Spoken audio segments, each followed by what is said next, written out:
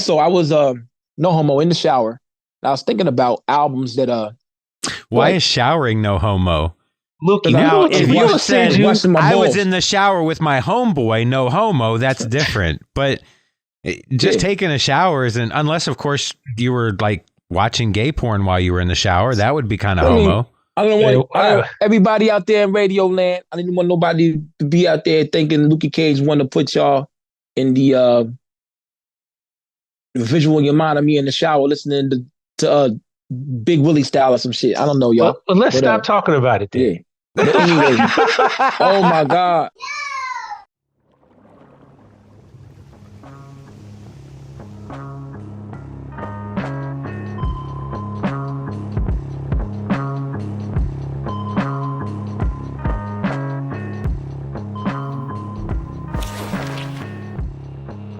Let's do it, yo.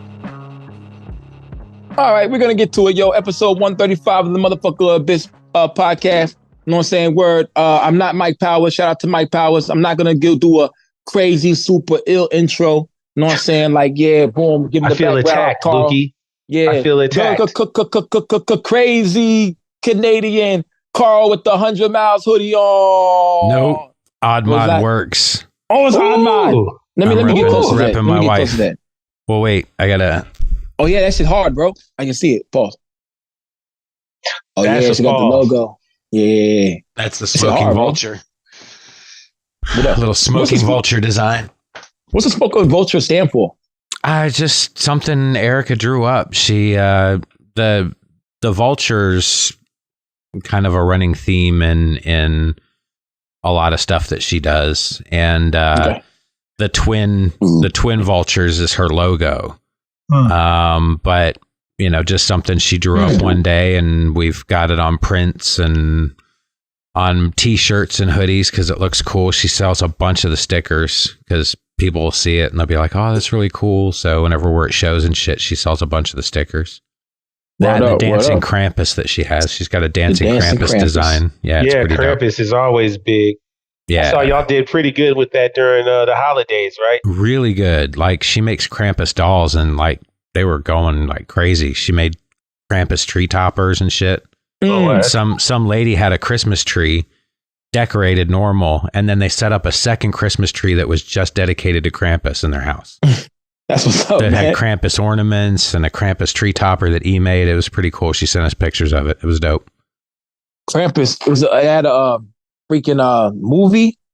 It was a Christmas movie. Yeah, with there was Krampus. a horror movie. That shit was bugged the fuck out. Then we thought that they beat Krampus, but they didn't. It was in the hourglass.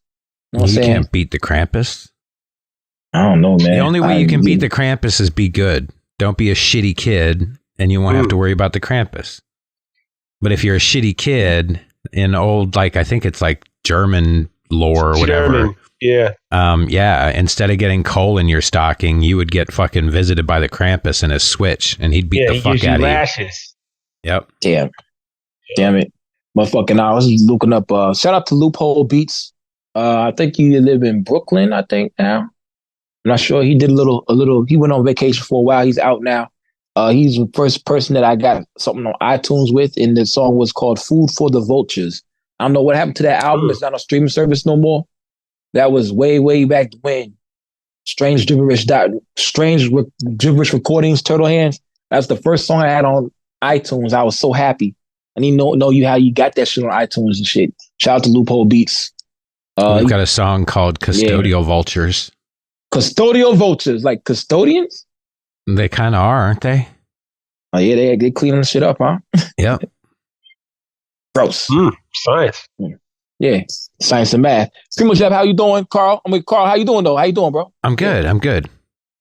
Yeah, well, that's good, yo. Boom. Primo Jab. That's West Side Gun and Conway on the scooter. That's the car shit. It's the version 2 on the BMX bike, but this time, it's the new version, man. Shout out to Bernard Rollins, Bernard Artwork. Yeah. It's the updated version, man. I was so excited. He posted the picture that he drew, and I was like, yo, that needs to be shirt. And bro, they made it happen. Conway got the bazooka. West Side Gun got all the Pray for Paris jewelry and everything, man. It's an ill picture, man. You know, let's not forsake those who came before us with the ill shit. Shout out West Side Gun and Conway. Especially shout out West Side Gun. Fly Guy just turned 10 years old or 8 years old. God damn. Yeah, 8 years old. 8 years old, bro. It's been that long, huh? It's been that long, man. We've been living in a magical wonderland of Renaissance. You know, it was really cool. Years. It was seeing all of the posts from everybody. You know, just celebrating that release and not only West Side Gun but Sepp for the iconic artwork Sepp, as usual. You know, it there again. I don't think you can ever overstate the importance of West Side Gun in this culture. Nope. There have been a lot of different waves of hip hop, a lot of different additions to fashion and art and music, but I don't know that any one person has had a supreme impact on all three of those like he did. He's totally definitely correct. Yeah, absolutely right. Go ahead. No, I don't know what else to say. I think, yeah, you're absolutely right. That's why I was letting you jump in, Lukey. I feel like, yeah, it would be an understatement to act like, you know, West Side Gun didn't come in here and like put shit back on the map. You know what I mean? And by just his efforts and his creativity, his individuality, it opened up the door for the spotlight to shine into the abyss, man. Like, it's not saying that he made everybody else's style. Mm-hmm. I totally agree with that. I think there's other people that punch first before him, but on the basketball court, you have people. Every time you fight on the basketball court, usually the person that gets a technical foul is the person who swings second. You know what I'm saying? The first person doesn't get caught. Second person gets hit. There's nothing wrong with what happened, but that's what happens. I kind of look at it a little different. Like, I think there are, you know, obviously Roc Marciano is kind of the godfather of this underground movement. Mm-hmm. And we gonna talk about a lot that. of it is because he was holding it down through all of that, continuing to produce incredible shit. Mm-hmm. I think the difference is West Side Gun was able to jump that out into a larger audience very quickly by putting all of those pieces together the way he did in such a unique fashion. I keep on telling people merch is what set them apart from everybody else. There it goes. Transatlantic was the album, and they still have copies on Discog. But yeah, West Side Gun, the merch is what. If they didn't have Champion hoodies, I probably wouldn't been interested in the music as I was. They had Champion hoodies. No, I was always in the Champion. Saw that shit, had to have one. Got one, yo. Yeah, but definitely. Also, I was no homo in the shower. I was thinking about albums that Why is showering no homo? Look, now if you said I was in the shower with my homeboy, no homo, that's different. But just taking a shower isn't, unless of course you were like watching gay porn while you were in the shower, that would be kind of homo. I don't want everybody out there in radio land. I didn't want nobody to be out there thinking Luke Cage wanted to put y'all in the visual in your mind of me in the shower listening to Big Willie style or some shit. I don't know, y'all. Well, let's stop talking about it then. Yeah. But anyway, oh my God. Hey, yo, I wasn't even featured as Lukey Cage in that. Don't Feed the Vultures is the song's called. And that featuring that's what it is. I'm not sure this album exists on streaming services. Last time I looked, it wasn't there. But anyway, Shape, the guy, rapper named Shape, is the guy that was with Makami before the Mask in New Jersey, going to all the punk and hardcore shows. Matt Gammon, oh my God, they got a lot of history right here for me. But I was talking to myself while I was in the shower about albums that changed the game. Albums like 36 Chambers, They really had the format for other stuff to come. Mm-hmm. But there also are standalone albums out there that are so great that people can't copy them. And I figure those are LeBron albums. I don't like LeBron or what Primo Jab will call LeBum, but there is no greater LaFlop. Whatever. There is no play. Okay, his game. No. Come on, Lukey. Go ahead. I gotta Okay, tell I was you about this. to say, His don't game. give him no love, man. Fuck that dude. No, I'm giving him love right now because you have to give credit where credit's due. Oh man, His game no, we don't. has not changed anything in basketball. Shaq, they changed the rules. Lou Alcindor, they changed the rules. James Harden, everybody does step backs for no goddamn reason in the gym. Steph Curry, fat niggas, skinny niggas, short niggas, tall niggas, niggas wearing pants, niggas wearing collared t-shirts, niggas wearing Toms at the gym, niggas wearing sneakers at the gym. Every nigga is shooting 3-pointers. Word. Steph Curry changed the game. Those niggas changed the game. Jordan changed the game. Mm-hmm. Everybody wanted to be a big man or the big man basketball. Jordan wanted people to be like Mike, fly through the air. These people changed the game. LeBron has done nothing to change the game of basketball. Shaq, they changed the rules. Lou Alcindor, you can't jump, you can't dunk. They said you couldn't dunk no more. Well, Kareem Abdul-Jabbar. LeBron is great, but he didn't do anything to change the game. So those are standalone albums. What are some albums out there that are standalone albums that people did not copy? You know what I'm saying? But they were still great. There has to be some out there. Me, I went to out of hip hop. I went to Igor. High and Rising. Yeah, but that's a whole collective of people that kind of had that sound, correct? So that's De La. You know, De La sounded like De La, and then other people came up with De La. But then the native tongues sounded like the native tongues. You know what I mean? Like, yeah. And De La just sounded like their version of it. True indeed. But Some Village came too, and they were like De La to me. The first incarnation. Is that right? Primo Jab, Carl? I did the same thing. Incarnation. Maybe I misunderstood what we were talking about. I mean, if you're talking about Steph Curry making everybody want to shoot threes, you're talking in the midst of the gangster rap era. You have right. De La Soul come out with 3 Feet High and Rising, and it was totally. Yeah, I mean, you know, but that's native tongues also, right? Yeah. They changed the game. They came out and made people go, hey, it doesn't have to be this.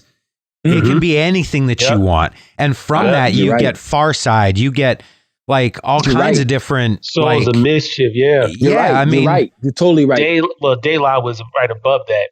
He kind of came out contemporary to them, but yeah, absolutely. You're definitely right. You're 100% right, Carl. Or Dell, excuse me. Adele? Del the Funky Homo Sapien. Del the Funky Homo Sapien. I thought you said Adele. I was like, yo, cousin. What are we talking about? Yeah, that's Ice Cube's cousin. I didn't know that. Yep, that's Ice Cube's cousin. Well, you're definitely right, Carl. Dilla. If it wasn't for De La, then I don't think Dilla would have been, or even Tribe, or stuff like that would even be. They hit first.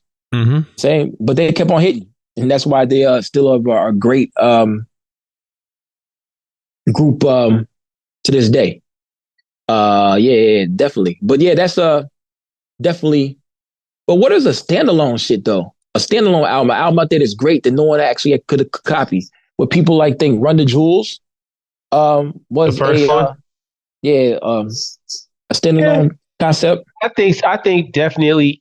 You know, it's funny we keep bringing them dudes up, but yeah, I definitely feel like Run the Jewels Part 1, the first one, that's great. Was definitely an album that sounded like nothing else. And it definitely, unless you were the type of person that knew who LP was, then you were like, yo, this sounds like Cannibal Ox. You know what I mean? Like, it definitely sounded like a Cannibal Ox esque album, but just with more rhythmic. I mean, well, that's what I kind of felt, but just not. It's a little more polished. I thought it was a little more experimental. Like I thought it was a more experimental. Maybe ish.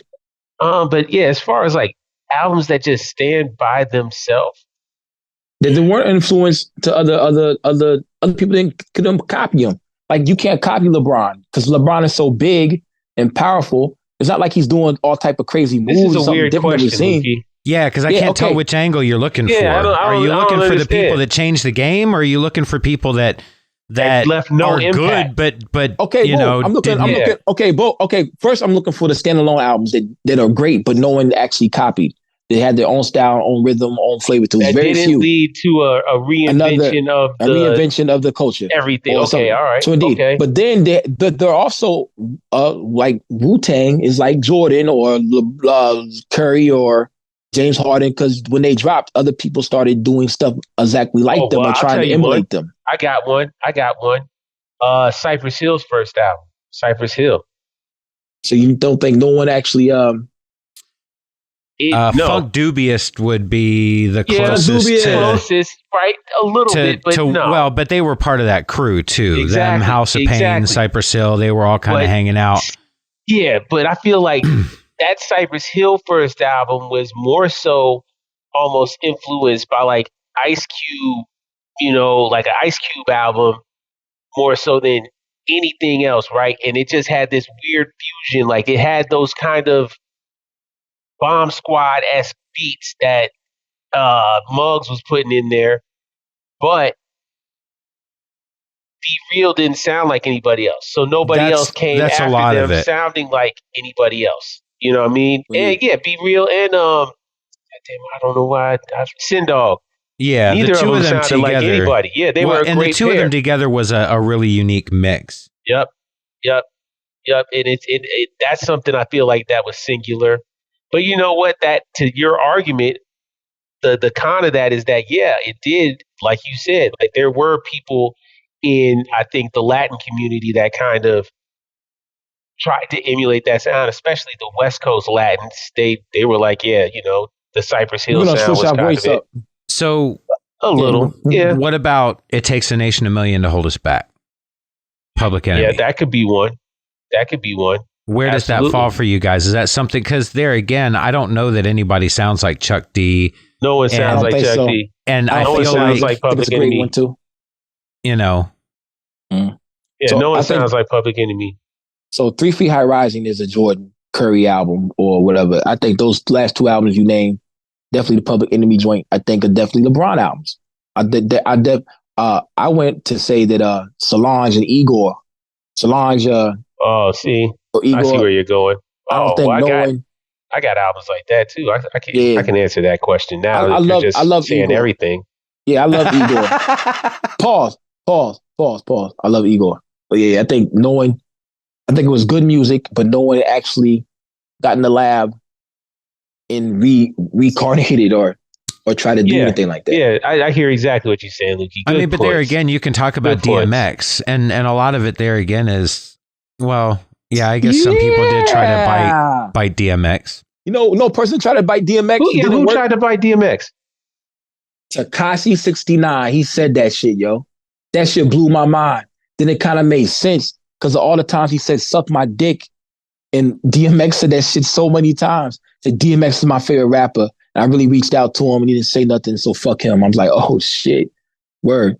I'm like, this makes sense that man. Yeah, it makes sense, yo, to me. Yeah.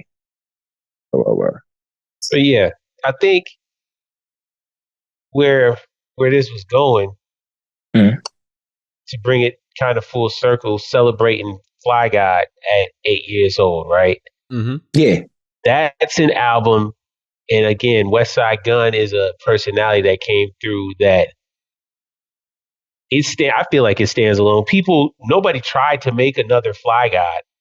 I don't think there were people out here trying to make Fly God. Well, because you can't. You know what I mean? You couldn't. Like, it was so raw.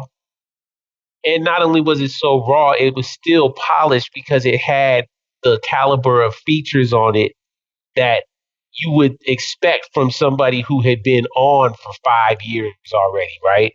10 years already, right? But he has been. He was kind of. Well, yeah, he was kind of. But you know what I mean? Like, for it to be what it was,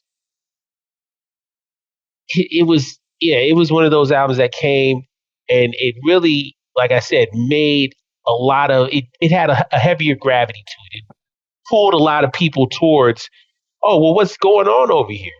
Yeah. What's going on over here? There was so much other stuff around. Oh, I didn't know these people were doing this. The features made a big difference as well. Danny That's Brown being on there. Danny Action Brown, Bronson that's a heavy feature. Mm-hmm. You know what I mean? Your old Droog was on there. Action. Yeah, I mean, at the highlight, height, exactly. You see what I'm saying? Mayhem Loren, when at the height of Mayhem Loren, these were people that were getting the attention on their own, like already, especially Action Bronson, right? We know that, and he was just in there mixing and mingling as it was. Young Conway, Ill Benny. I do like the comparison in a sense to LeBron, just because LeBron can do what he does because physically he's just unique. Yeah.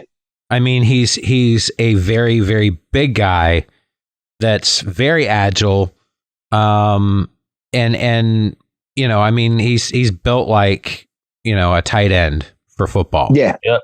But plays like a power forward or a point guard in some cases. And so, I do like when you're comparing that to somebody like West Side Gun, because, West Side Gun not only has incredible lyricism and spittery, but he's very unique in his sound, in the same way that, you would look at Be Real and say, you see try as you might, it's impossible to follow that. It's not that people didn't want to follow that sound. Right.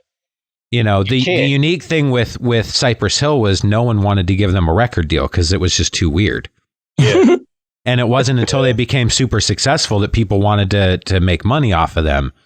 But, they were in it for a while. There's something about being uniquely different in your vocal sound or your talent. But we were talking about that Willie guy that sounds like Doom. Yeah, Willie Evans. Okay, Jr. well, he has tonally, he sounds a little bit like Doom, and yeah, he's got some of the flow a little bit, but what made Doom wasn't just that. There was so much else. So, in a sense, there are a lot of people that wouldn't try to copy Doom strictly because that's a lot of fucking pieces you got to put together and a lot of natural talent you got to have. And if you don't have it, it's going to show really fucking bad. Operation Doomsday was one of those type of albums, I think. Yes. If we're going to talk about Doom. Mm-hmm. Absolutely. Standalone joint. Yeah. It's a LeBron album. And the only one that could follow that style is Victor Vaughn. I was going to say Doom himself. Yeah, that's what I'm saying. Yeah. You know what I mean? Like, exactly. He had to come up with other versions of himself. To even lock into that chamber. Absolutely. Man, Willie Evans Jr. is the only one. Yeah. Hold on, let me bring up one little point. Go for it. No, I'm done. Fly Guy dropped 2016. Yep. Every Hero Needs His Villain dropped 2015. Mayhem Lorenz on both and had two of the most craziest verses on it was amazing. That's what people are saying. Mayhem Lorenz is one of them dudes, man. My Gucci made me look like Chips Ahoy. He says all types of crazy shit, man. But then all types of crazy shit. Then I go look at the correlation between I think it's called When I Get Home. Igor is When I Get Home is Solange. Igor is Tyler Creator. They both dropped in 2019. Tyler is on, and they're both on both albums. They're both intertwined. I'm saying because they both feature on each album. Tyler's another one. Creative space at that time. So yeah, I'm not a huge fan of Tyler the Creator, but I definitely respect the fact that Tyler the Creator really kind of when he broke was unique and still very talented. I knew he was kind of gay from the get-go because it was just too much in the 80 sense of the word. Yeah, and then people understand he done said he was gay on album. He said he's been kissing white boys since 2014 or some shit like that. And then you have the song "A Boy Is a Gun," which I love that song. I wanted to make a song a bitch is a bomb instead of a boy is a gun. Talk about Nagasaki, Hiroshima, the bitch is the bomb. Somebody called FEMA or some shit like that. I wrote the shit. I didn't record it. Yeah. So don't be giving out free bars on here. Yeah, they get that. They'll take it anyway, like Doom. Anyway, take my beats, whatever. And so boom. What was I gonna say? Oh yeah, he talked about raping girls too much, and like it was always too weird. I just want to talk and conversate because usually I can stalk you and masturbate. Then the whole relationship. He's with a him weirdo, man. I don't like low self-esteem rap. I don't know if you guys have figured that out about me, but I'm not into people with low self-esteem. I don't like that. Could you consider that incel rap? Is that? Yeah, that's kind of it really was. It's real incel-y. That's who he was appealing to. That's who are his biggest fans. Mm-hmm. But that's who he was as well. He was also, I think they're incels because they're young and they don't have anything. They don't know how to do anything. That's a part of it. So they don't know how to really express their feelings. They're not, fully developed people. That's what fans were back then. How is it that when I was coming up, I had fucking magazines and squiggly shit on TV to watch, and that was all the porn you could get. Tell me about it. And even then, it was like fucking, like the bra section of a Sears catalog would fucking work. And you've got, like, we didn't know how to fuck. You had to figure that shit out. Figure it out. Now you can see women getting dick down from 18 different angles. Crazy. You know what I mean? Like, well, I think how is it you wouldn't know how to? It just that contributes to it because they're desensitized. They think it's just as easy as type in some words and this appears, and that's how you have to do it. They don't know, like, I say it all the time. You got to be animals, man. You have to be an animal sometimes. Sometimes you just got to hunt for your food. You got to jump in the game and see what happens, Like, get out there, fumble and bumble around until you perfect your technique and you know how to hunt, But they don't all go right, no more. To all the incels out there, I'm going to give you some advice. If you can get 10% of the women that you try for, you're in good fucking shape. You're winning. That's what I'm saying. You miss 100%. So that's 1 out of 10. That's 1 out of 10.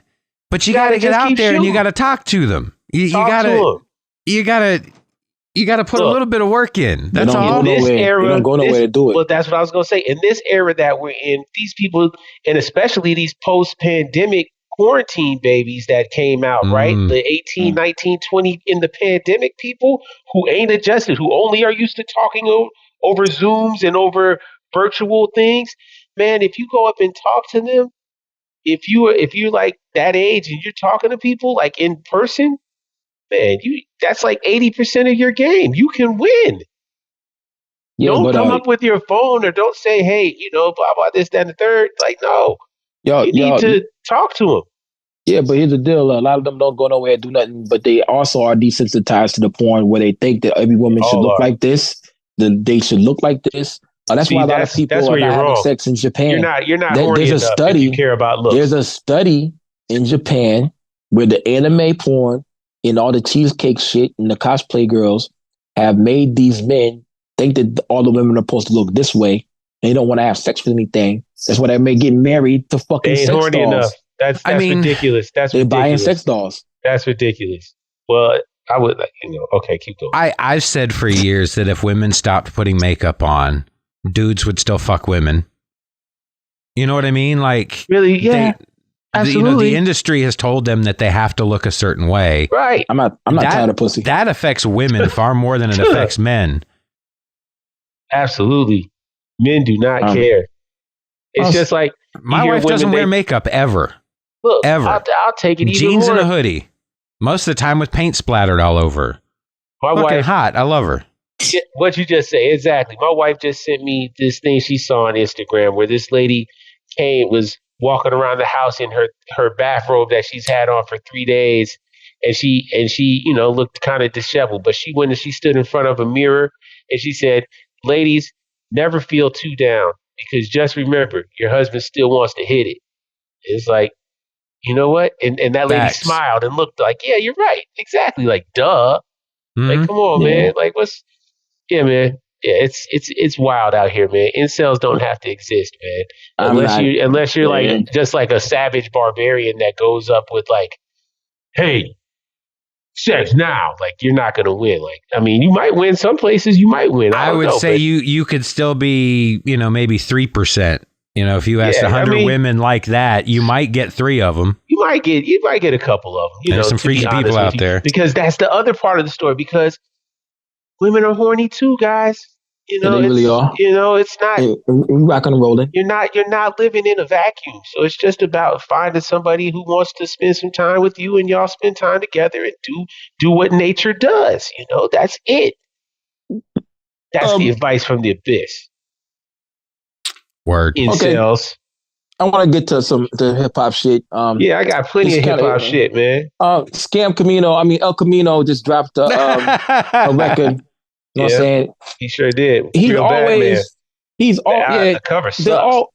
I mean, I don't know what the hell they doing with this cover right here. Camino. Whatever. I don't know what doing. Camino, whatever. I ain't trying to diss him. I'm just saying the album cover sucks.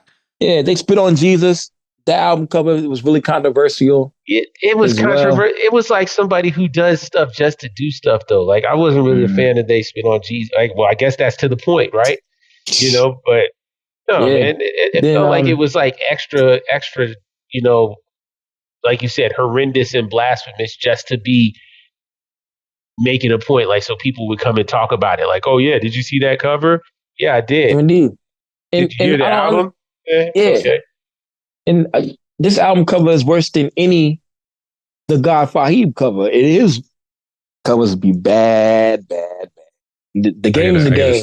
The Real Bad Man the game is a game with Real Bad Man. Real Bad Man has done stuff with Boldy James. Those are actually really good albums. They said it wasn't going to be on streaming services, but it is anyway.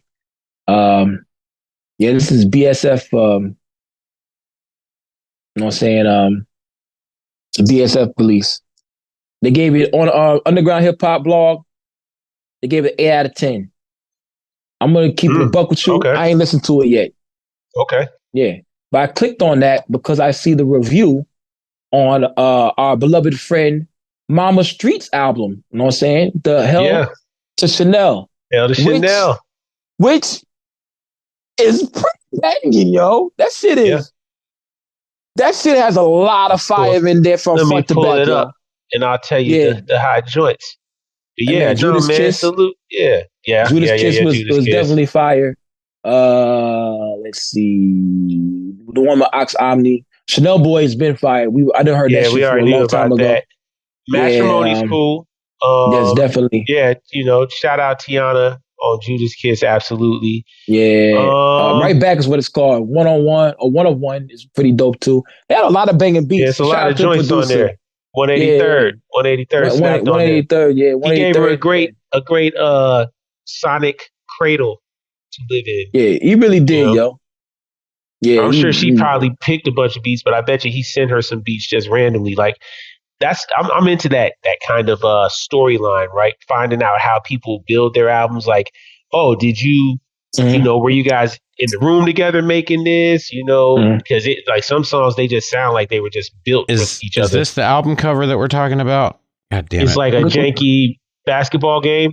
No, it's a football player. No, that's the other one. Yeah, that's Judas. That's Judas Kiss or whatever. No, that's not Judas Kiss. My bad. Jesus. It's spit on Jesus. Yeah, I said Judas Kiss. I feel like it's Mom Street's album.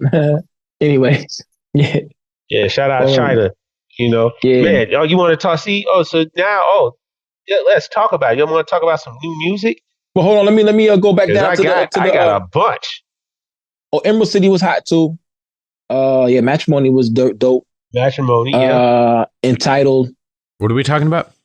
China Street's album. Right Back. Yeah. And Judah, it's like 11 songs. Like that's perfect for me. You know what I'm saying? Yeah, so she said it's gonna be dope, and it really was dope. The soundscape, it was dope. By one, yo, it was that shit's banging. That shit is banging, and honestly, I think it's a great album name as well. I think, like I said, when she said that shit, it's a great album name. By the way, Chanel.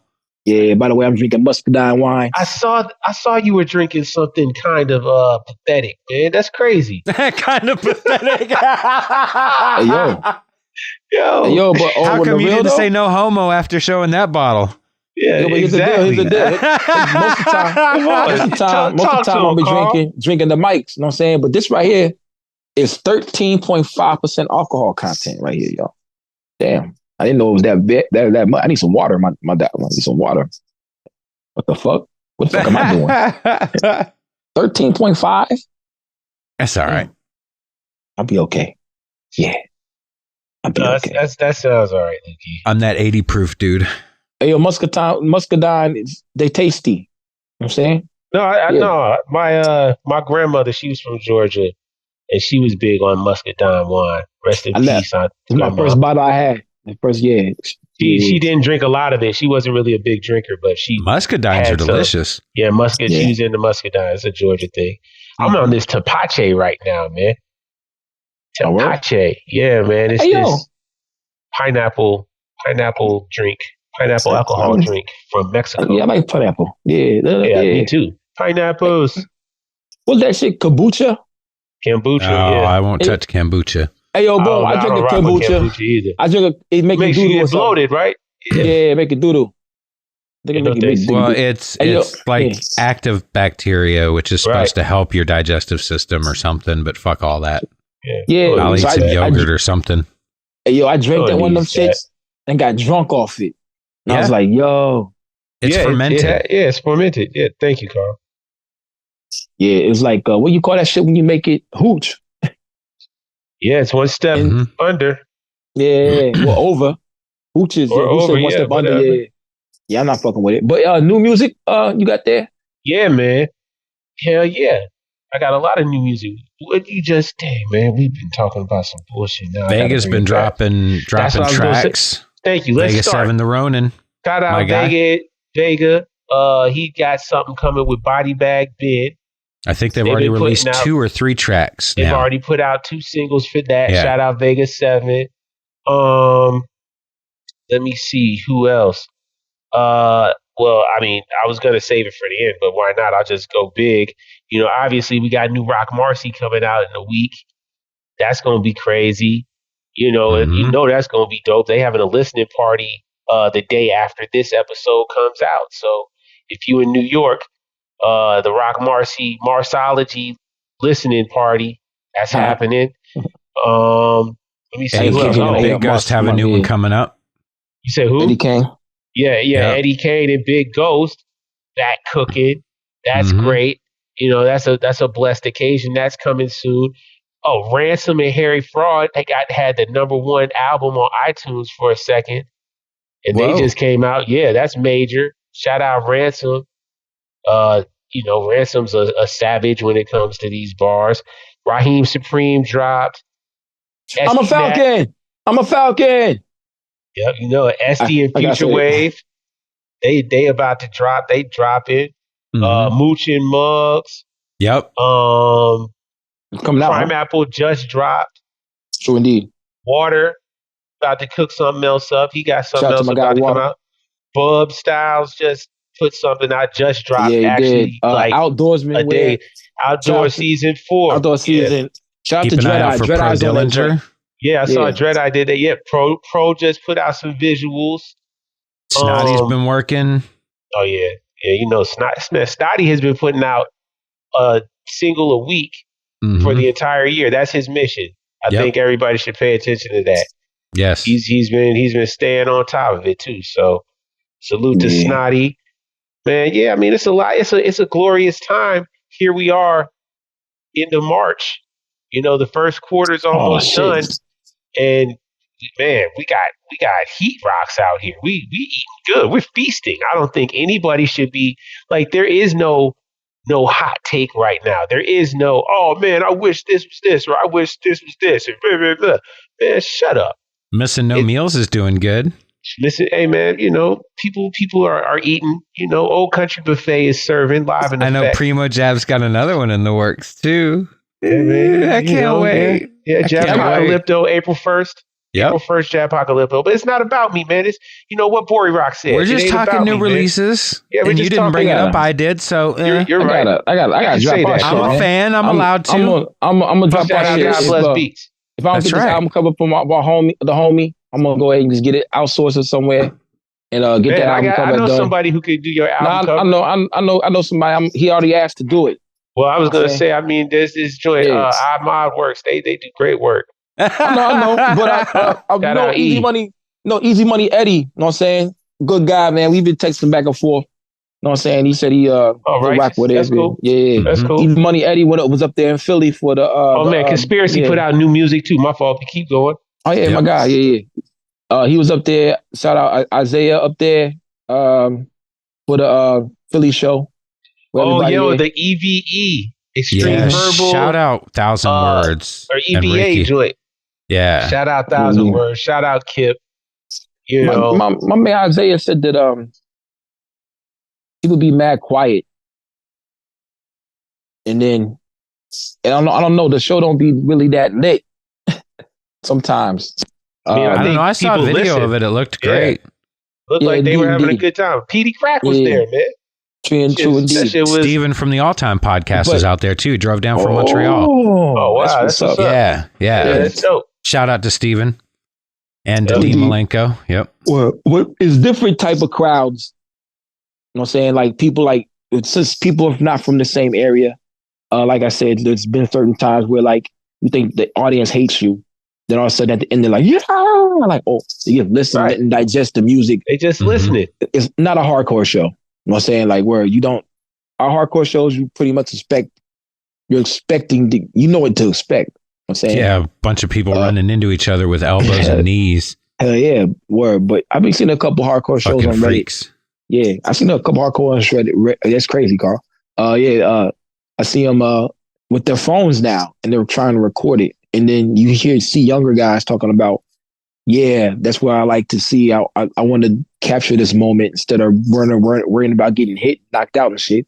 I said, you can always stay home and watch the videos. I will tell you, so from years and years of playing metal shows and stuff like that, you will find that most of your audience isn't into the mosh pits and the wall of death and all that shit. Oh my God, no wall of death. It always seems a lot more impressive when, it's a huge festival and there's like, Dying Fetus or somebody's up there and everybody split and, they call everybody to do shit or a circle pit or any of that shit. But you will always find the majority of your crowd is around all of that, trying to stay out of it because they're just trying to enjoy the show.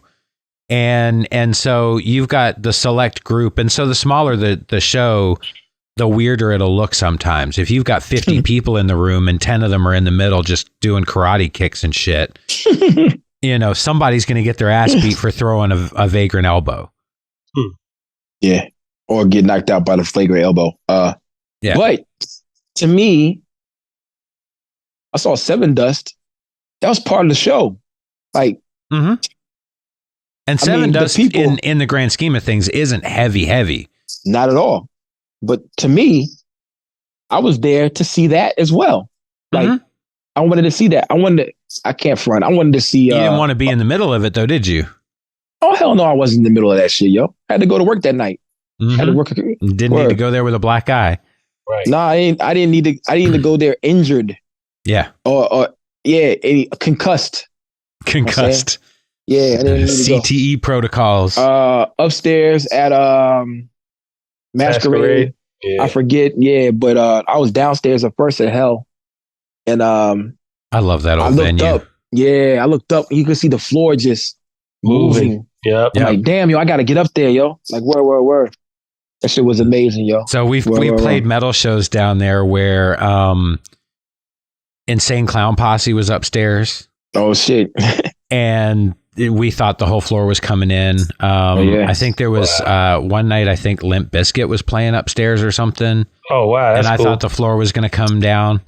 Like, yeah, that heaven floor was sketchy as shit. Yeah, it was. It really was, yo. That's what added to it. I just was amazed though. I forget who was playing upstairs. Oh, the Raekwon show. Yeah. Someone was upstairs jumping and I was like, yo, this shit's today's the day. We were at that show together or at the same show, but we didn't know each other. Yeah, that's crazy. Els was there. I talked that to show Four was Eyes. wild. That was a great show. Yeah. Niggas was mad at Freddie Gibbs. But yo, imagine Carl on the drums That's right. looking up Freddie like, Gibbs opened up. yeah, Carl on the drums like, oh shit, what the? Mhm. Like, yeah, it's that'd be wild. wild. Yeah, Freddie Gibbs looked like he was on drugs, like when he was, he doing that When he shit. reformed. Huh. Yeah. Yeah, Okay, he was maybe that's mad why. too. Yeah. Or maybe, but he's in Atlanta though. So Jeezy there, Jeezy Yeah, in Atlanta. that's why Little it was beef. during the Jeezy era of Yeah, Freddie Gibbs. You know what I mean? That's why he was Robber there. nigga, Robber nigga was the song. I'm a Robber nigga. Yeah, no thugging, no mad lip shit. But Robber nigga was my shit. Thuggin' is one of my joints, man. Deeper Yeah, and Thuggin'. I love those albums off of, what is that, Bandana? Bandana. Coke. Well, yeah, cocaine pinata. Pinata. There It you was go, called Pinata. cocaine pinata, but then they called it pinata. I Yeah, think I cocaine like pinata. Pinata. I like Yeah. Pinata. I like Bandana. Both of those albums. What's But I that really shit? The one with Madlib, the other one with Madlib, Crime Bandana. Pays. No, Yeah, Crime Pays. Crime Pays Crime is one of the Pays. illest songs ever. I think it is too, yo. It's Crime absolutely one of Pays. the illest rhymes ever. Illest Na, song. na, na, na, na, na, Yeah. na. And I Reach love for the that sky song.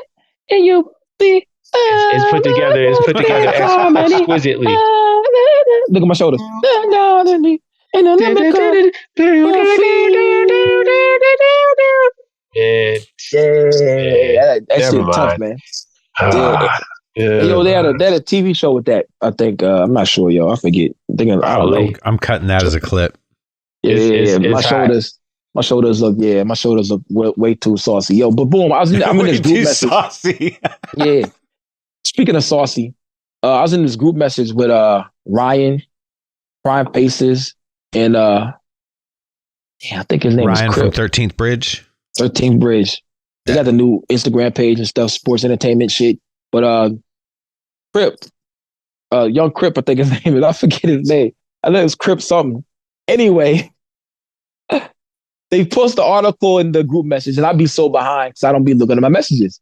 And it says that someone shot a shot at somebody. You know what I'm saying? I'm like thinking to myself, oh, at Gilbert Arenas. Yeah. So I'm looking at it, and it said, I'm reading like, oh, they shot at Gilbert Arenas. They tried to shoot him? No. Saucy Santana shot his shot at him. So I'm reading it the whole wrong way. I'm like, no. But my mind, being a heterosexual male, the first thing I saw was a black man in the Gilbert Arenas getting shot. I was like, oh shit, they shot my man Agent Zero, yo. See, now I thought, and I've heard about that frivolous foolishness you talking about. But on a more serious note, I thought you were talking about how Kwame Brown you want to go at him. Was getting down on Gil, talking about how Gil was a poor leader and he was a poor example of what black people should look up to and all of this. And he never did anything to help his teammates do anything. And he was selfish. And man, he said he made a lot of points that people were like, damn, Gil, like, like you didn't help the younger dudes on your team.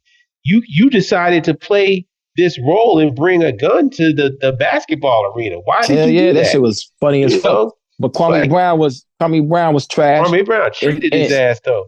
Yeah, he did. But Kwame Brown talked a lot after he out the league. Now check it out. Kwame, cool. Doesn't make him wrong though. But that team make him wrong. It doesn't make him wrong. But that team with Gilbert Arenas, Antoine Jameson, and Larry Hughes was an unstoppable force. But they can score all the buckets they want, but they couldn't stop nobody. Caron Butler. Yeah. Oh my God, that was a great team, but they couldn't stop. They ran into LeBron, right? Mm-hmm. Baby LeBron, yeah. Yeah, so and that team was pretty good too, with no names in that team as well. They had a good defense. But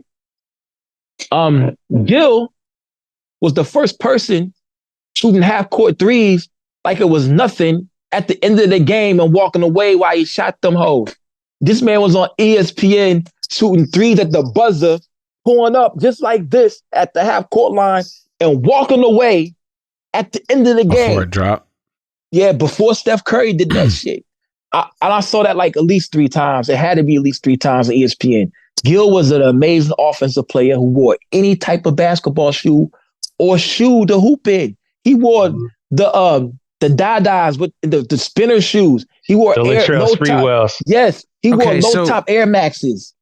In defense of Gilbert, so why do we respect players that do the extra things like bring up other teammates and make because it's special? Yeah. Because it's not the responsibility of that player, especially when you're talking about contracts and how easily you can be traded and how short your career can be, and you got to get your money in a certain amount of time. I don't ever fault players, and I always go back to Charles Barkley being, I'm not a role model. Mm-hmm. Just because you're in the spotlight doesn't mean somebody has to mimic your behavior. Dog the Bounty Hunter was in the spotlight. Tiger King was in the spotlight. Does that mean that they're supposed to be a representative of how you have to be? Sometimes we like watching train wrecks. Yeah. But I don't think just because you're a pro athlete that you and in the spotlight that you should have to be a team player. That team can get rid of you in a minute. But you got to get your stats. Now, I always respect the players that do way more, because that's somebody who understands that by making sure that everybody's eating, we're all going to elevate, right? Right. Mm-hmm. Right. But I don't think it's the responsibility. Yeah, but that's the argument, Carl. That's when it's not a responsibility. When you do it just because, right? When you do it for the love of trying to elevate the team or trying to elevate those around you. It's just being a leader, just trying to be a decent person and look out for those that are coming up. Leave things better than you found them. That's what separates a person from an extraordinary person. And I think the idea, like you said, to your point, that people, once they get these $1 million contracts, once you become a quote unquote superstar, you're automatically considered one of these extraordinary people, but you're not. You don't have a responsibility to be. You don't. Mm-hmm. I mean, you can be a piece of shit with money. That's fine. Mm-hmm. You can be a piece of shit with success and accolades. I don't celebrate. Not entitled to talk to people and be a nice person and give back. But I don't celebrate selfish assholes, but I don't chastise them either. You know what I mean? That's fair. No judgment. That's to me, I would much rather spend the time talking about, or focusing on or paying my money for merch or whatever to somebody that I do respect. True. That's real. But here's a good contrast to that right there. Kyrie Irving, they said he was a piece of shit in Boston. The Kemba Walker came in and they said he was a great leader. Blase. Kemba ain't in the league no more. Kyrie just hit one of the most hardest shots Kyrie is ever. A monster.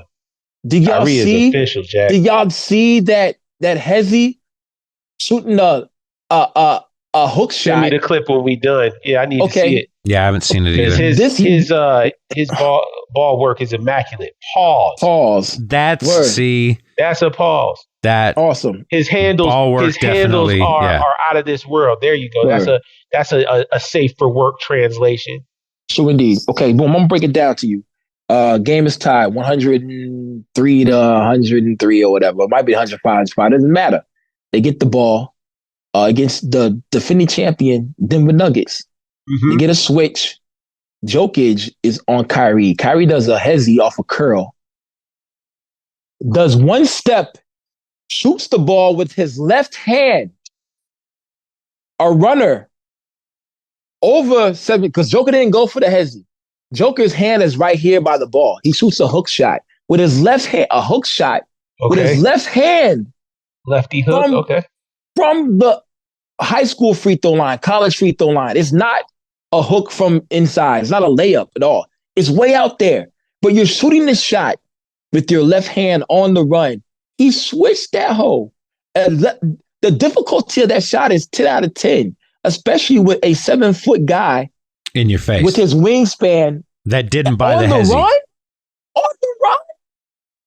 Kyrie is a one of a kind. Send that clip if you can. I want to see it. I'll send it. That's full circle moment. Kyrie is one of those people that stand alone. I think standalone.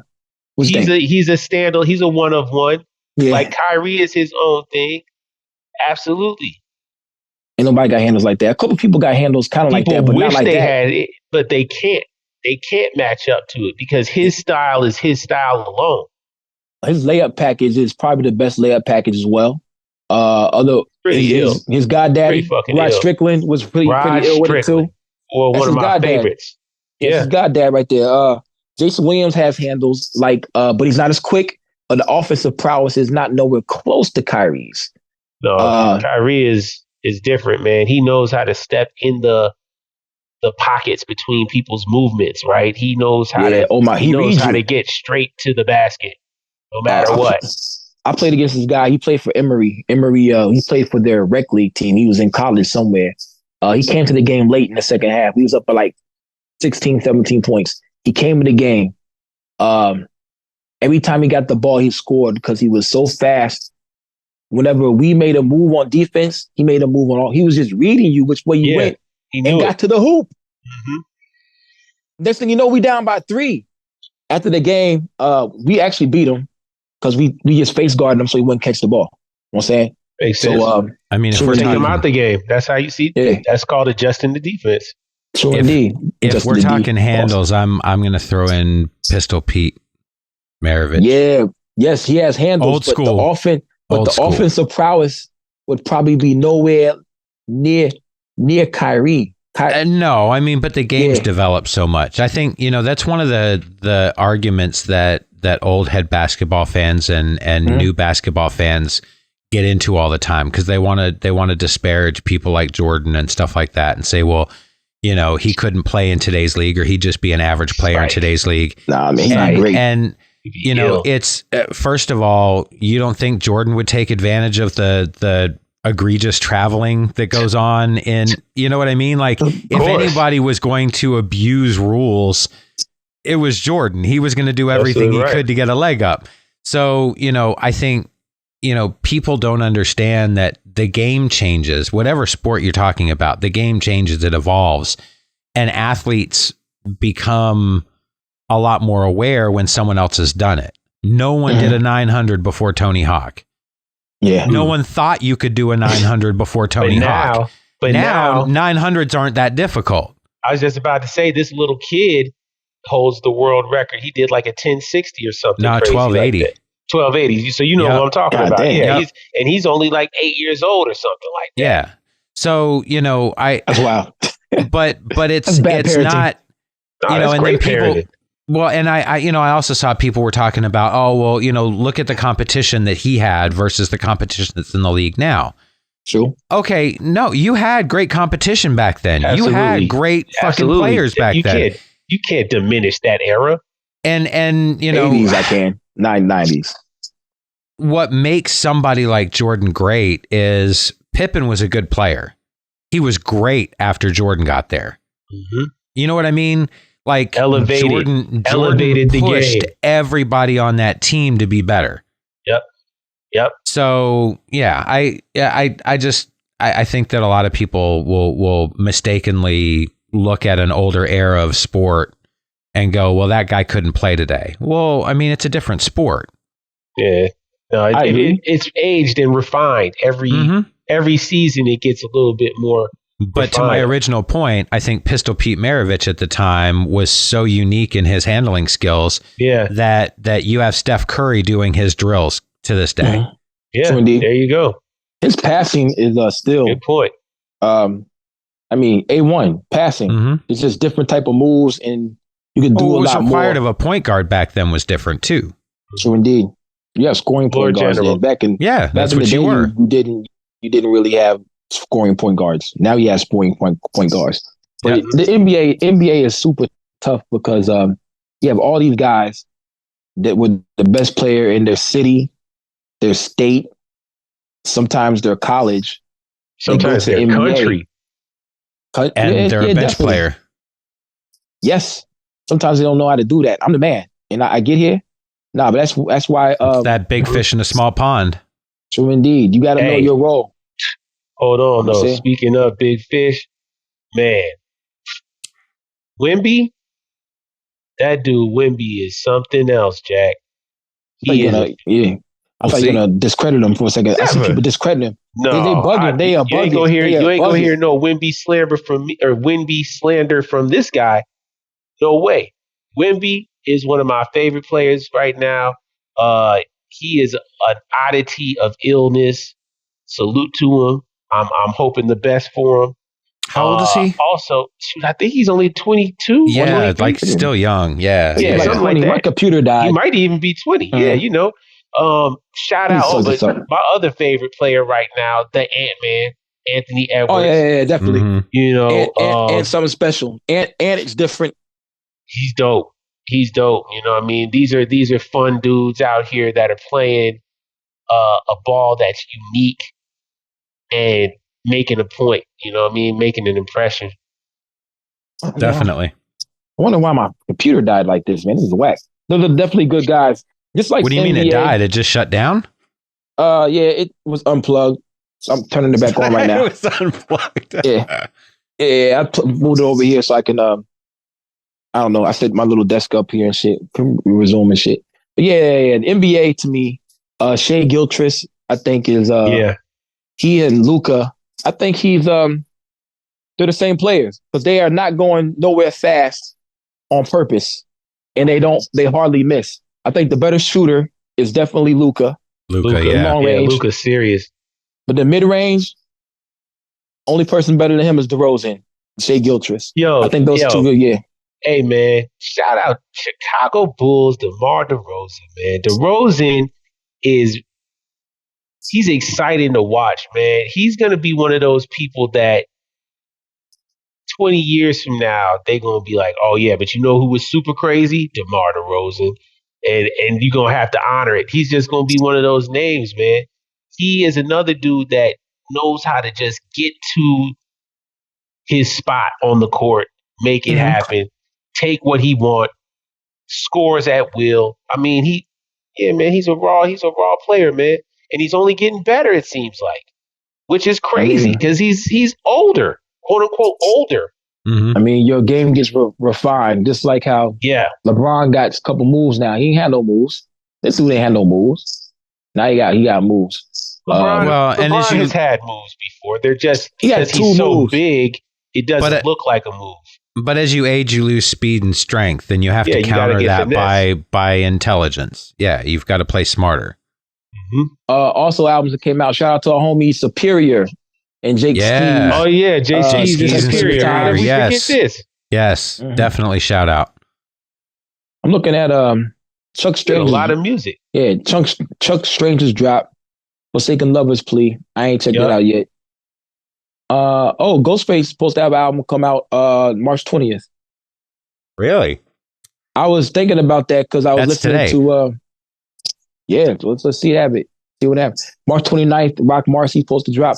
Consequences supposed to drop. I would like to hear that.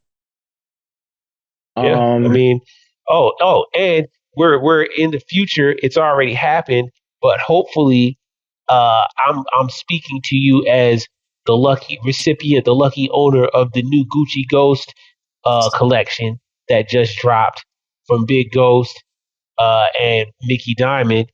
Hopefully, I can say I'm successful, and you'll see the spoils of my battle in future episodes. So indeed, and Big Ghost is dropping the merch, right? Yeah, this Saturday. All the Big Ghost versions. Yeah, it's the alternate artwork. Yep. Thanks, Big Ghost. Thanks, Mickey. Appreciate it. I don't know. I haven't spoken to any of the parties about this, but I know, for Sep, he wanted to be able to release merch, and I have a feeling that Big Ghost held off on this so that Sep could drop his merch, which I still love my fucking Gucci Ghost shirt. It's fucking great. Yep. But yeah, I mean that Godzilla joint. Sure. Looks so dope on a hoodie. Mixzilla. I can't wait for the Mixzilla to part 4. Copping. Instant cop. I know I said I wasn't going to do it, but I have to do it. I have to do it. I have to. My hand has been forced. I asked them, like, was when it they the hand of first. Zeus? It was the mighty hands of Big Zeus, man. What's up? I asked for this. I asked for this, literally, just like I asked for this shirt. And I said, man, they posted about it. I was like, man, please, guys, do this. And they did it. So obviously, I'm shopping. What up? What up? Also, Ice Spice drops in May. I would fuck Ice Spice, and we'd name the baby Adobo. Get your man, Carl. Get your man. He's out of control. So did you know that the Ghostface drop that's supposed to drop is going to be a Bitcoin ordinal? What is that? No, tell me more. What's that? So I'm getting this from Cointelegraph.com. But it says the American rapper Ghostface Killer, part of the Wu-Tang, blah, blah, blah, announced he will release a drop of exclusive music as Bitcoin ordinals. In a post on social media platform, the rapper said there will be a 10,000 supply of his ordinals via a free mint. He also said holders will have Creative Commons Zero rights to the music. Creative Commons Zero means that copyright interest is waived from a specific work, allowing others to freely build upon, enhance, and reuse the works as they please. How much it fucking cost? I don't get it. I'm sorry. Yeah, I mean, hey, that sounds great. I mean, essentially, it's a great idea because you can use his music any way you want, and you don't have to worry about getting hit with some sort of copyright block if you try to make like a video of it, or if you're trying to make TikToks or stuff like that. Or, well, TikTok about to get banned in the USA, so that's about to be out of here. That's crazy. The last album that fucking Ghostface had came out on the stem player, which that's right. I'm glad you said that. I'm about to buy it. I had no interest in buying it because it was $360. I'm still gonna buy it because I like the concept of the stem player. Kanye shit was on the stem player. The second Donda album was on the stem player as well, and you could do all type of crazy shit with it. Yeah, you can make your own remixes on there. But not only that, you can upload any music onto there. And make your own remixes. That's what made the stem player so ill. Can you Bluetooth it to your Bluetooth so you can listen to it? I would imagine it would have Bluetooth capability. Yeah, I think it was Blue and Cream that was the album. Blue and Cream was the album that came out, which probably someone found a way to take it off there. I don't know. Maybe I'm too old or too stupid to understand how blockchain works entirely. So I'm going to have to do some more investigating. You're not, Carl. I don't know what the fuck going on either, bro. I don't know. I don't know. But that's crazy. I am not for it, even though I just want to hear the music, man. I just give me Swift and Changeable. What if it's Swift and Changeable that came out? Swift and Changeable is the what if it came out? Came out on the crypto shit, the Doom and Ghostface album. It would have been cool, I guess. I guess, man. I don't know. Also, they have this one rapper that I just found out about. Shout out to Josh the Arthur. He gets on my nerves sometimes. Anyway, he did a fucking remix to this song. I forget the name of the song, but the rapper's name is Four Bats. Y'all heard of this guy? No. He kind of sucks. Anyway, because he starts talking his regular voice, then he sounds like a chick when he's singing or rapping or something. I don't know how he switches his voice up. And it's funny because Kanye said he was the next big thing, then Drake signed him. So now he's signed with Drake. Four Bats. Josh Arthur sampled this song. Josh Arthur tags him in the song, and all of a sudden, that dude Four Bats, which I think is a horrible name, says, "Get this goofy shit offline before my lawyers handle it." He cussed him out. Cussed Josh out, yo, after he sampled the song, which I don't think is that bad. You know what I'm saying? Yeah, so Josh Arthur got cussed out by four bats, and four bats sounds like a bitch when he rhymes. Literally sounds like a girl when he All right. That's switches his cool. voice up. I Yeah, it's guess. crazy, man. Shout out to Josh Arthur. He's trying to keep hip hop alive, I guess, the way he's doing it. He's one of those seeds of Earl type dudes. He loves Kanye. We had him on the show. Mm-hmm. So yeah. He's a good dude. Shout out Zaza God. He just put out some music. I forgot to mention that. 777 is coming out. Shout out to my They know not guy, what they do. That's what he just put out. Traumatic. Shout out to Traumatic, man. Shout out Traumatic. He sent me some information. Yeah, he's a good guy, man. Traumatic. Big up to both those guys right there, yo. Word. But the moral of the story is four brats sound like a bitch. Four bats, no homo. Anyway, yeah. In the shower, Paul. All that shit. True indeed. Yeah. Pretty much Jab is not amused at all. No, I don't know why you even shine the light on these suckers, man. Fuck them. Hey, yo, because I like to be enlightened about a lot of things. You know what I'm saying? Sometimes I don't like to know about stuff that I'm going to instantly be like, oh, man, why do I know about this?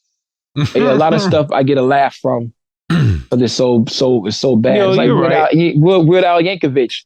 That shit ain't hard, Weird bro. Al Yankovic he's funny. Now, he's a one of one. Comedy. His styles are always, I mean, all his songs are fresh. Well, they're hilarious, rather. Yes. And he's original and creative, even though, and that's funny saying because it's like he's making a parody of a song, but I feel like that's an original and creative thing to do, especially the way he does it. Like they're always themed and everything. Weird Al was the dude, man. Is he dead? Still is the dude. No, I hope not. No, the world would have cried if Weird Al Yankovic died. What it would look like? He probably got grades, super grades. Yeah, he was old when we was young. He just looked older. That was, think about it, man. In the 80s and 90s, man, 30-year-olds looked like they were 70. It was crazy. Yeah, definitely. Zach Morris looked like he was 30 in high school. Yeah, he was an actor, so he probably was 25. But it was. I thought, man, I look young. I wish I would look like I was on Saved by the Bell. See how old he is. Blame my sister, y'all. My sister made me watch that shit all the time. Yeah, we've gone into some wild dimensions and rabbit holes on this one, fellas. This is interesting. True indeed. But the moral of the story is, there's no more to this story. He is 64 years old. He is relatively that's not old. Very young. Yeah, that's not old. That makes sense. He looks pretty young as well. Weird Al. My dad and my mom. My mom's 62. My pops is 69. Word. I took it down. What's up? Oh, I was going to mention something House Shoes put up on his. Lord, here we go. But the post isn't there anymore. He took it down, which is funny because he was enjoying the hate. He left up the post that says, "I'm always down to lose some followers. This is my shit, not yours. My way, not yours. Sometimes you got to sage the room." But it was in response to a post that he had put up before that was, and I'm paraphrasing, but it was basically, I don't trust anyone in hip hop culture that doesn't have any black people in their pictures. Like I don't trust any white people in hip hop that don't have any black people in their pictures on Instagram or whatever. I don't know, something like that. That's what House Shoe said. And it set people off. There were a lot of people that, got in their feelings about it, and he seemed to enjoy it. He was having a good time. Yeah, it's funny. I mean, hilarious. It is. But for me, I guess the part that bugged me is it's a white guy that's saying that. I mean, hey, yes. I don't hold that against him. No, but it's the truth is the truth. I mean, is it not virtue signaling? No, what you mean? No, I don't think so. Because this is the thing, man. Like there are people who are white by skin, just happen to be a white dude, and there are people who are culturally white, right?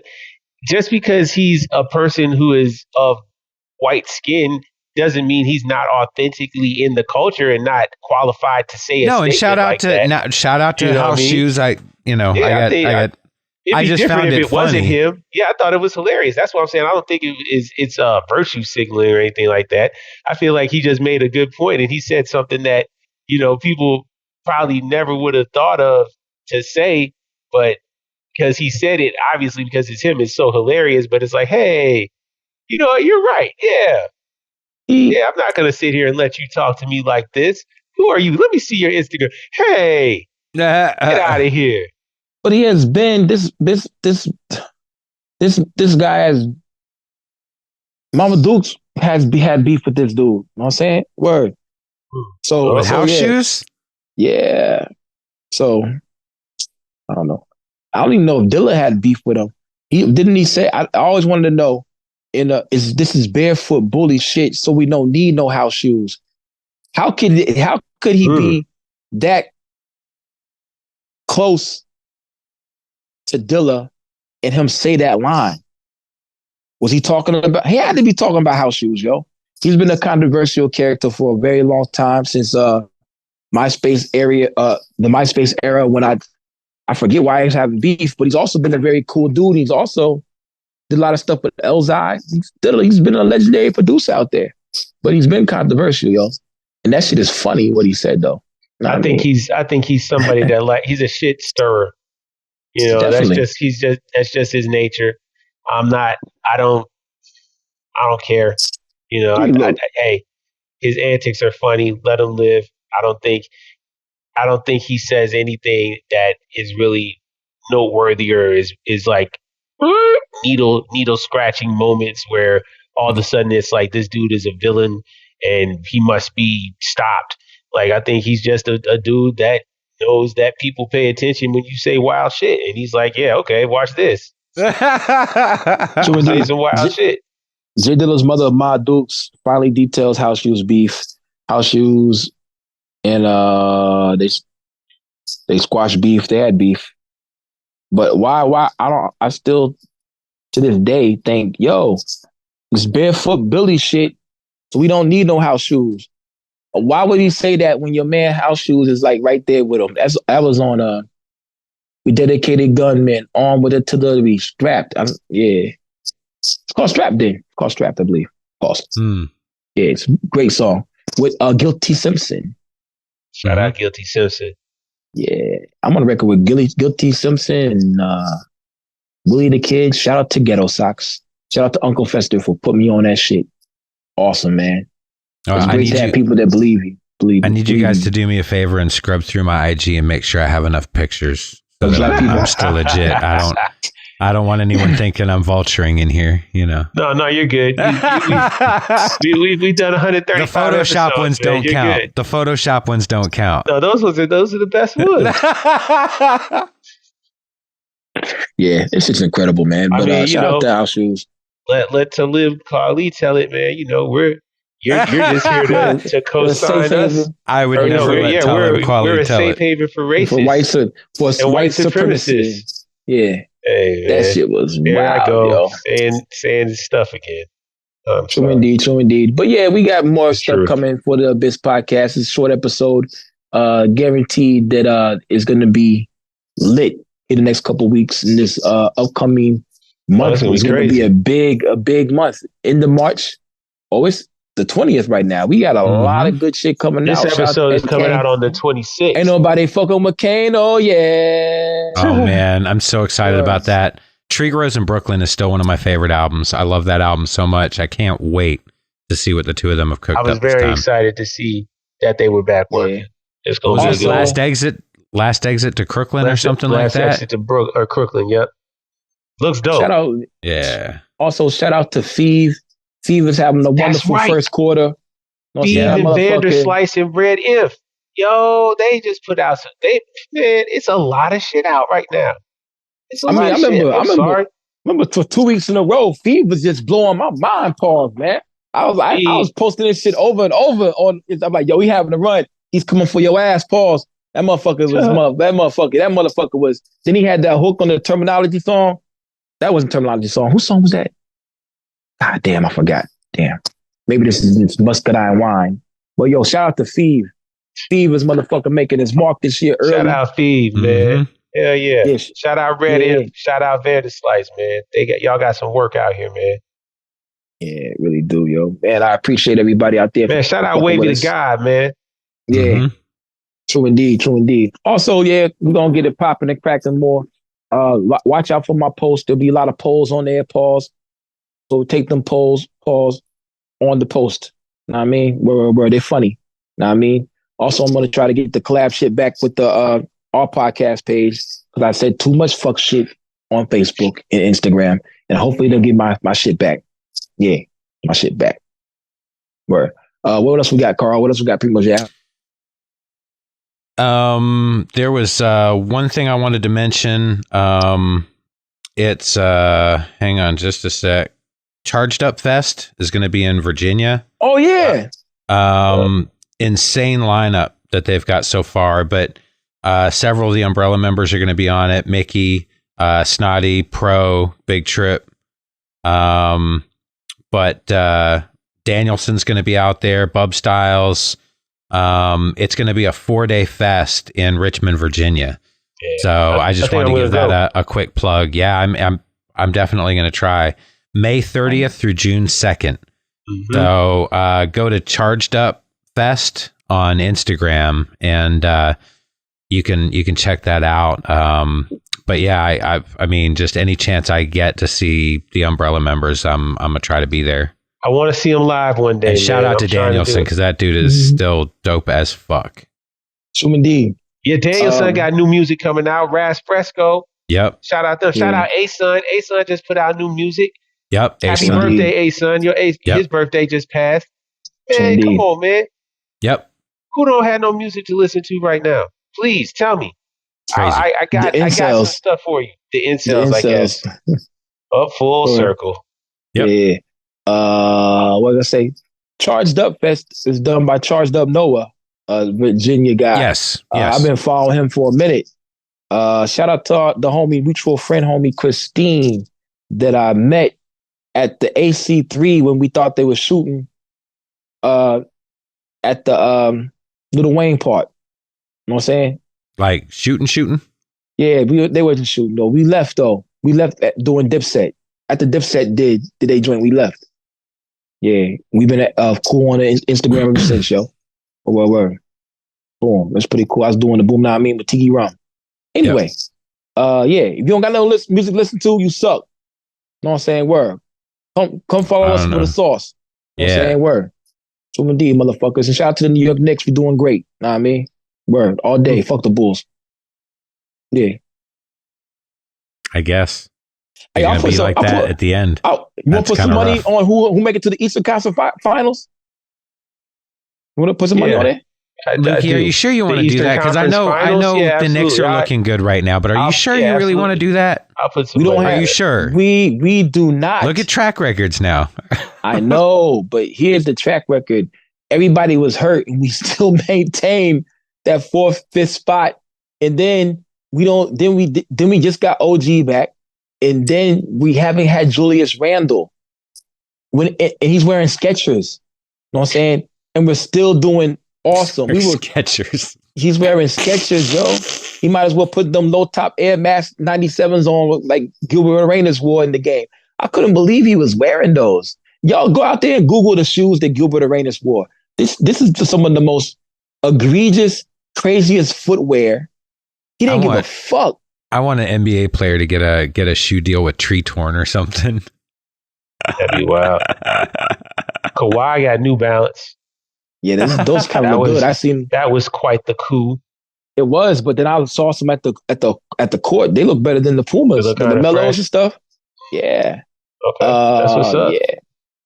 Them other, what's the Chinese company name? Seaways or Sheways or something like that. I forgot.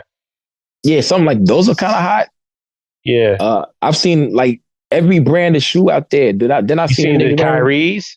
Yeah, well, I don't think they're Kyrie. I think they're Klay Thompsons. No, I'm just saying, have you seen the Kyries? Yes, they look like Kyries, but with not a Nike sign on it. Yeah, pretty much. Yeah. But Kyries were my favorite basketball hoop shoes.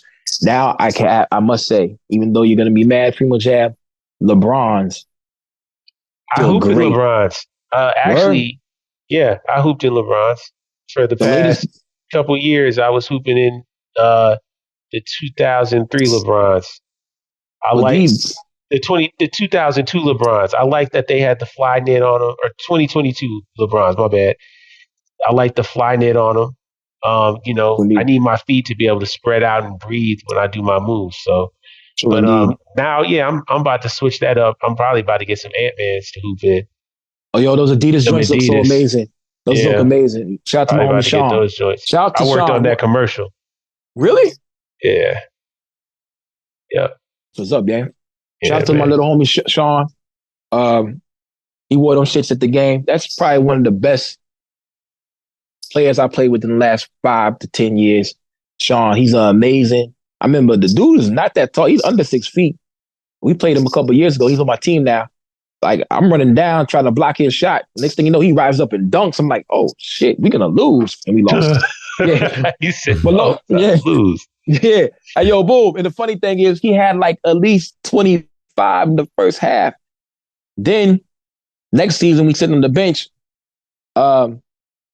You see, you say, yeah, that guy right there, yo, he's not that good. So all our teammates, because he wasn't on our team at the time, said, yeah, he is. Get the fuck out of here.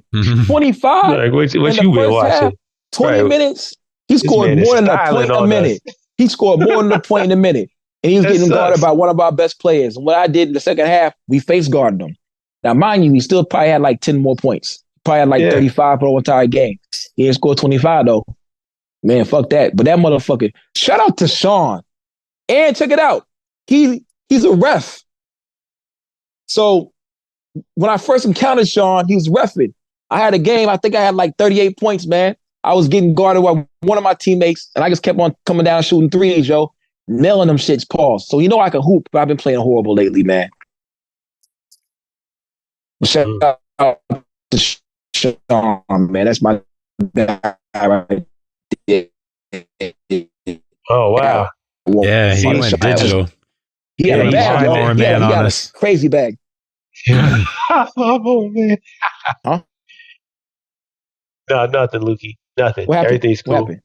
Oh, no. You know. Did I phase out? Yeah, you digitized on us. You digitized. Like the lawnmower man. It was great. It was cool, though. Yeah. Well, but we're going to have some more ideas and stuff to get this shit cracking some more, man. If y'all want to shout out, send some some videos of the show and stuff to put on our page, let us know, whatever. Take the polls on my page, pause. Yeah, and we'll see y'all motherfuckers next week unless we got something else to add. I'm good. Nothing. Apocalypto, April 1st. So indeed. And pretty soon, motherfucking Collusive Partisans album will come out. It's fucking amazing. It's funny. Me and Primo Jab did some great acting. Carl stole the show. Know what I'm saying? and he does that laugh. Not really. It's more of like, yeah. It's a diabolical laugh. I said, wait, man, you stupid. That's what I said. Yes. It's funny, yo. And my daughter would say, it's funny. Oh, yeah, she on the album. Anyway, boom. 135, do or die. Yeah. Right. Shoot the shot. Do it. Let's do it then. No Saucy Santana. Boom. We out.